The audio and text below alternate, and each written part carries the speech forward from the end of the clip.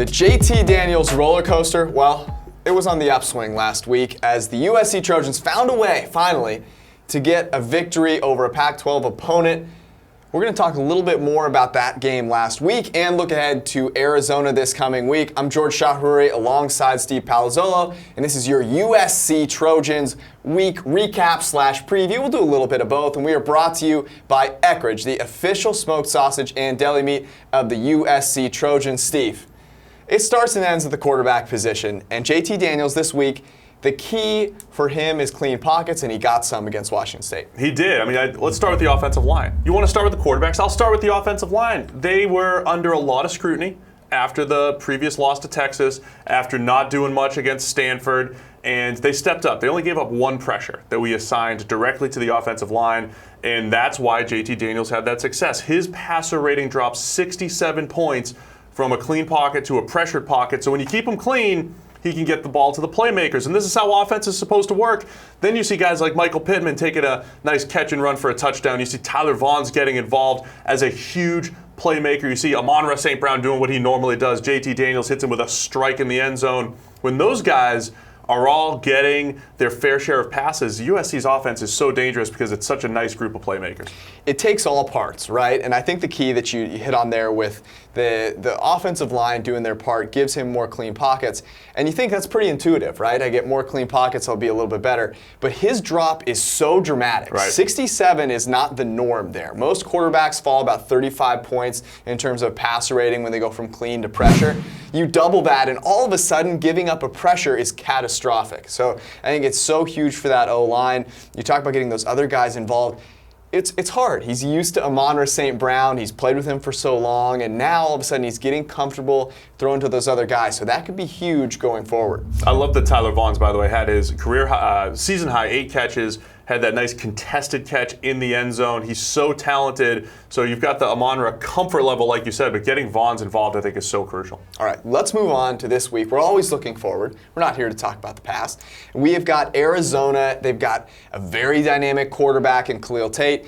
We certainly haven't seen it from him quite yet this season, but obviously not something we want to overlook. Let's talk a little bit about this matchup here, and let's start with the offense for USC going up against that Arizona defense. Yeah, so I think it's going to be a similar week because Arizona's defense does not get after the quarterback all that well. They've got the second lowest pass rush grade in all of the Pac-12. So I think you're looking at another game where the USC offensive line has a chance to look really, really good and have Daniels sitting in those clean pockets so that he can spread the ball around. We've been talking about these wide receiver playmakers, still love what they can do with the running backs out of the backfield. So I think it's another game where it's JT Daniels should have time to throw. He should have time to find all these guys. And then when you look at Amon-Ra in the slot, Arizona gives up a ton in the slot. They have not done a good job covering slot receivers. That's where St. Brown does his best work, and I think it's another game where he could put up some big numbers. Yeah, you mentioned that. They are allowing the most yards per target on slot targets in the Pac-12, and Amon-Ra St. Brown, 4th in the Pac-12 in yards per route run from the slot. So good matchup to watch there. I think there should be some room for Amon-Ra St. Brown to break loose. And then you flip over to the other side of the ball here, that USC defense. What can they do against Khalil Tate, who really this season has not done very well? USC Notre Dame's on the schedule this year. Is it? Old school rivalry. I love calling games at the Coliseum. If I hit that throw, I'd jump on that horse. Traveler? Yeah, man, that big old beautiful white horse they got. Man, they're not going to let you ride Traveler. If I win $1 million, they might.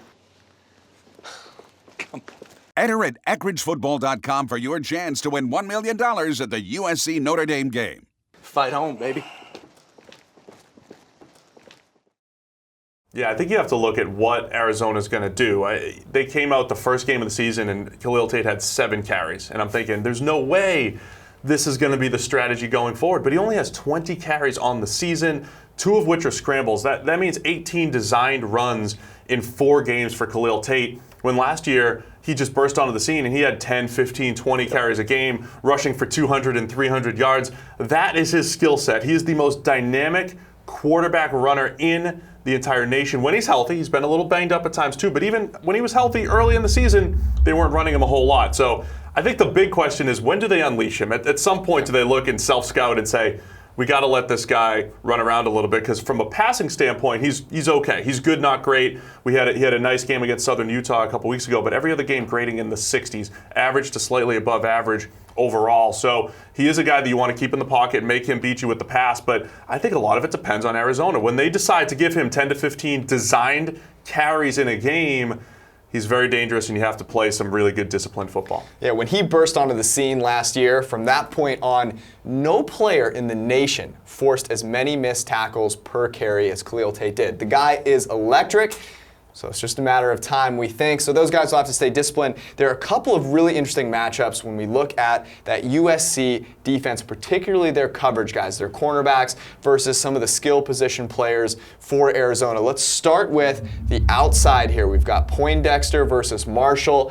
Some athletes out there on the field. Where do you see this one going? Yeah, so I think Marshall has a great chance from an NFL scout standpoint to really make a name for himself. Again, in this one with Dexter, who's a former basketball player at Iowa, and he's got some, good height and ability to go up and get the ball, and he's had a breakout season this year. So I think Marshall versus Dexter is a good one. We highlighted it on one of our other YouTube videos this week with all of the best wide receiver cornerback matchups in the nation. This is going to be one of them. I'm staying up late just to watch this particular matchup. If there's anyone to talk about height and athleticism on the field, it's this guy. It's me. The other one that I like is the slot matchup there with the Jana Harris. So Jana Harris rebounded. We talked about, look, he struggled a lot against Stanford. Right. He rebounded last week against Washington State. And it'll be important for him to stay on his game this week because no team in the Pac-12 targets the slot more than Arizona. So look, he'll see his fair share of targets his way, even if he's playing well, and it'll be crucial that he limits some of their easy gains over the middle to those slot guys. Ellison has been really successful there. Yeah, I mean, it's been one of the big themes that we've talked about every single week here. Pass the ball, stop the pass. Some very important matchups for the USC in their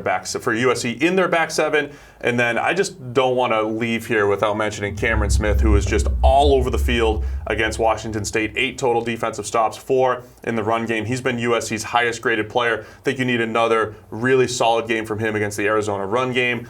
Chasing plays down and making those plays, those stops in and around the line of scrimmage. It'll be really important for Cameron Smith and the rest of that defense to stay disciplined in this game because, look, if Khalil Tate, he's unleashed in this game, 15, 20 carries. We can't have repeats of week 1 and 2 for the USC Trojans where they were missing tackles left and right. That simply can't happen. So a couple of keys here. JT Daniels, keep him clean, let the playmakers make plays, and then the other side of things, do what you do best, stay disciplined, bottle up Khalil Tate. In the meantime, before you get to the game, you can check out more of our stuff at profootballfocus.com. We'll be back with you next week as usual, so be ready for that. And if you're preparing for the game, you got to make sure that you pick up your Eckrich smoked sausage or deli meat for your tailgate or home gate. Whatever you're doing, they've got you set up. And head to EckrichFootball.com for great game day recipes and to enter the season-long $1 million challenge.